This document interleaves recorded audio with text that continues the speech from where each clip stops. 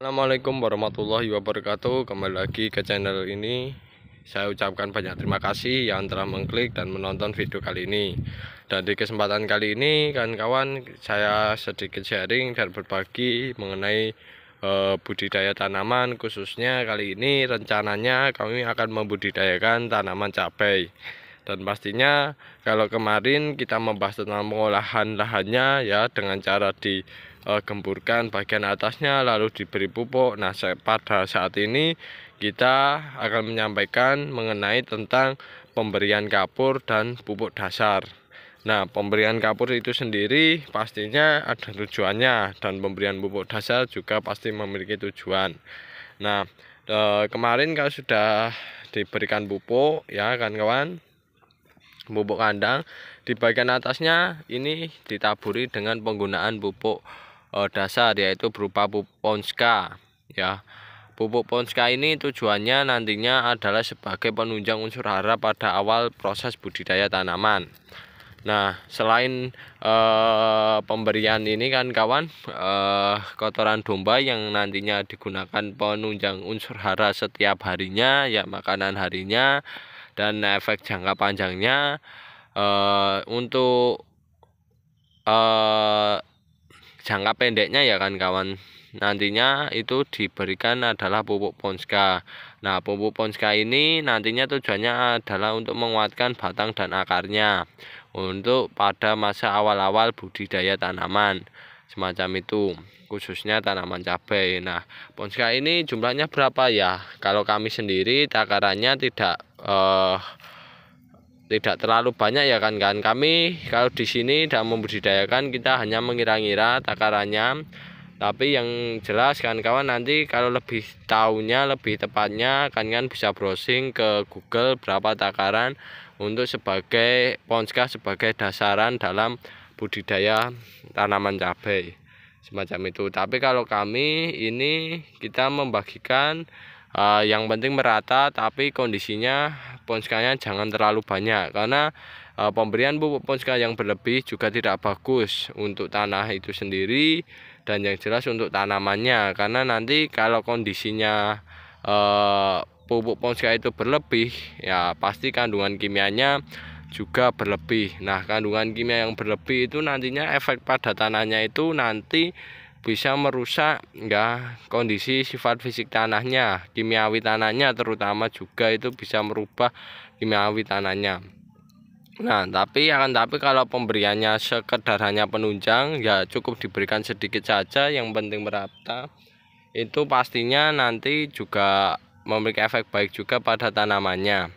Nah, kalau sejumlahnya sesuai, nah itu nantinya akan berefek bagus pada tanaman yang kita budidayakan. Kalau jumlahnya berlebih, nanti efek buruk pada tanaman yang dibudidayakan juga ada. Karena apa? Karena nanti ketika kita berikan pupuk kimia berlebih pada lahan ya, ketika mengenai akar, otomatis nanti akar akan mengalami perubahan konsentrasi kimiawi pada bagian tanaman itu sendiri, terutama bagian selnya. Nanti konsentrasi ya jelas konsentrasi kimiawi dari tanaman yang sifatnya rendah, sedangkan pupuk kimia yang sifatnya tinggi akan mengakibatkan tanaman tidak mampu menerima konsentrasi kimiawi pada tanaman tersebut, sehingga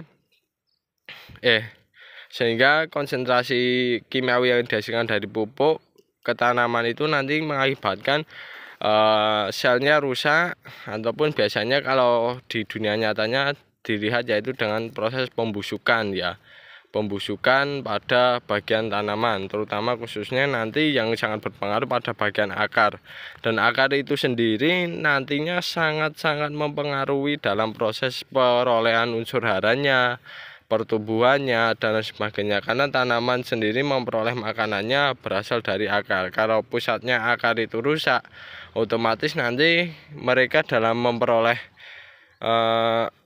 makanan juga terhambat, sehingga metabolisme dari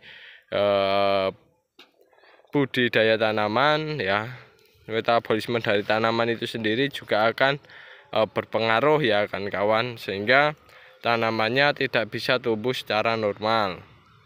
Itu kan. Jadi pemberian pupuk kimia nggak apa-apa kalau semisal masih membutuhkan ya, untuk penunjang awal-awal ya, karena sangat-sangat membutuhkan ya diberikan, tidak apa-apa, tapi jumlahnya jangan terlalu banyak dan harus dibarengi dengan pupuk organik agar kondisi lahannya semakin lama semakin subur dan semakin membaik ya.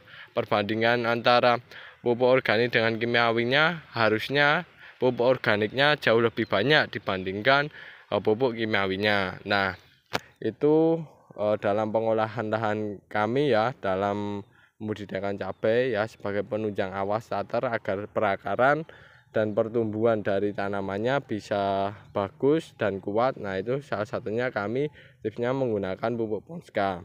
Nah, selanjutnya selain pupuk Ponska yang diberikan dalam awal pemberian ini, itu juga ada kapur dolomit. Nah, kapur dolomit ini kita berikan ya, atau biasa orang menyebut kapur pertanian, kita berikan pada lahan budidaya tanaman. Pastinya kami memiliki tujuan, karena lahan kami ini konsentrasi pH-nya itu tidak bisa berada di titik normal karena efek dari pemberian pupuk yang berlebih saat budidaya yang ditangani oleh orang sebelumnya itu berlebih, menjadikan lahan kita itu sifatnya pH-nya tidak normal ya. pH tidak normal ini mengakibatkan kondisi lahannya itu tidak bisa memaksimalkan dalam menyediakan unsur hara bagi tanaman. Nah, sehingga kita berikan pupuk kita berikan kapur dolomit. Nah, kapur dolomit ini tujuannya adalah menaikkan pH ya, kalau tidak salah ya, yang sifatnya asam menjadi kapur dolomit ini sifatnya basa, menjadikan pH tanah yang dari asam mendekati ke normal. Nah, semacam itu. Ini harapan dari pemberian pupuk pemberian kapur dolomit. Maaf ya, pemberian kapur dolomit tujuannya itu mendekati pH normal. Nah, ketika proses pH itu bisa mendekati normal, nantinya tujuannya adalah ketika lahan budidaya kawan-kawan pH-nya bisa mendekati normal, itu nanti lahan kawan-kawan bisa menyediakan unsur hara yang cukup bagus bagi tanaman yang tumbuh di lahan kawan-kawan. Karena apa? Karena dengan pH normal tidak ada ikatan ya, ikatan kandungan kimia yang saling terikat antara satu dengan yang lainnya. Ya, kalau pH-nya asam atau basa pastinya ada ikatan, ibarat unsur kalium atau fosfor atau nitrogen. Nah, itu nanti kalau misalnya pH-nya asam atau basa itu pasti akan terikat dengan kandungan kimia yang lainnya. Nah, kalau kondisinya terikat, otomatis perakaran itu sulit untuk menyerap unsur yang dibutuhkan tanaman seperti nitrogen, fosfor, kalium. Nah, itu kesulitan. Nah, kesulitan itulah yang menjadikan nanti tanaman tidak memperoleh unsur hara dengan baik, dan efeknya juga akan berpengaruh pada proses pertumbuhan dan perkembangbiakannya, semacam itu. Sehingga pemberian pupuk dolomit harus kita berikan. Dan di sisi lain juga pemberian kapur dolomit, pemberian kapur dolomit itu juga akan menjadikan kondisi lahannya menurut kami jauh lebih sehat ya. Mengapa demikian? Karena dengan pemberian kapur dolomit pH-nya akan kondisi pH netral, dan kondisi pH netral akan menjadikan mikroorganisme itu bisa tumbuh secara aktif ya. Secara aktif banyak yang tumbuh di media lahan atau media budidaya tanaman kan kawan. Nah, ketika pH-nya itu di angka normal ya, otomatis nantinya unsur hara unsur-unsur mikroorganisme itu bisa tumbuh semuanya ya, yang antara pro tanaman dan yang kontra dengan tanaman. Nah, ketika kondisi pH-nya normal itu, antara yang pro dan kontra itu mikroorganismenya bisa sejalan lah ya, seimbang ya, semacam itu. seimbang, sehingga nantinya kalau kondisinya seimbang itu akan di waktu-waktu tertentu mikroorganisme akan bisa menyediakan unsur haranya bagi tanaman, dan yang jelas penyakit-penyakit tular tanah itu bisa terhindari kan kawan ya, karena ada yang pro dan kontra terhadap tanaman, jadinya ada pertarungan dan kondisinya imbang. Nah, kondisi imbang ini malah kondisi yang cukup bagus. Tapi kalau kondisinya salah satu tidak imbang, nah itu nanti efeknya pada tanaman juga kurang bagus, akan menimbulkan berbagai macam penyakit ya tanaman, ataupun kerusakan jaringan, ataupun juga nanti metabolismenya terganggu semacam itu, sehingga nantinya tanaman efeknya juga pertumbuhannya dan perkembangbiakannya kurang bagus. Nah, sehingga dalam pengolahan lahan budidaya ikan kawan jangan main-main, jangan sembarangan, perlu diperhatikan dan perlu dimaksimalkan serta optimalkan. Bagaimana kita seorang petani bisa menyediakan media secara bagus bagi tanaman yang kita budidayakan, sehingga nanti hasilnya bisa optimal dan maksimal semacam itu.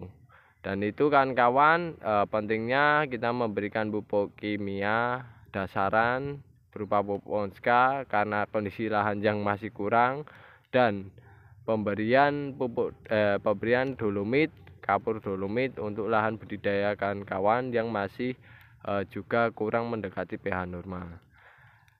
Ambil sisi positifnya, tinggalkan sisi negatifnya, dan ambillah hikmahnya dan manfaatkan semaksimal mungkin.